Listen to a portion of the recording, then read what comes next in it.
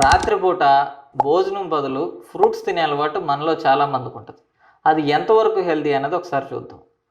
ఏ కారణం చేత అయినా సరే డిన్నర్ బదులు ఫ్రూట్స్ తింటున్నాం అని అంటే అది ఏ విధంగానే హెల్తీ కాదండి. ఎందుకనంటే ఫ్రూట్స్లో ఫ్రక్టోజ్ అనే న్యాచురల్ షుగర్స్ ఉంటాయి. పడుకునే ముందు షుగరీ మీల్ ఎప్పుడైతే బాడీకి వెళ్ళిందో అన్యూజువల్ ఇన్సులిన్ స్పైక్స్ అనేవి సహజంగా ఉంటాయి. రెండోది, బ్రేక్ఫాస్ట్ బదులు కూడా చాలామంది ఫ్రూట్స్ తింటూ ఉంటారు.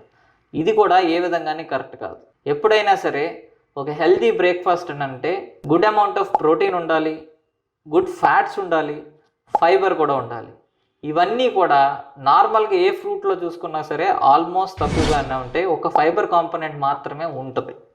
అందుచేతన బ్రేక్ఫాస్ట్ స్కిప్ చేసేసి డిన్నర్ స్కిప్ చేసేసి ఫ్రూట్స్ తినడం అన్నది జరుగుతుందనంటే మీరు ఏ విధంగానే హెల్దీ ఆప్షన్ ఆఫ్ ఈటింగ్లో లేరు. ఫ్రూట్స్ ఎవరు కూడా అన్హెల్దీ అని చెప్పట్లేదు.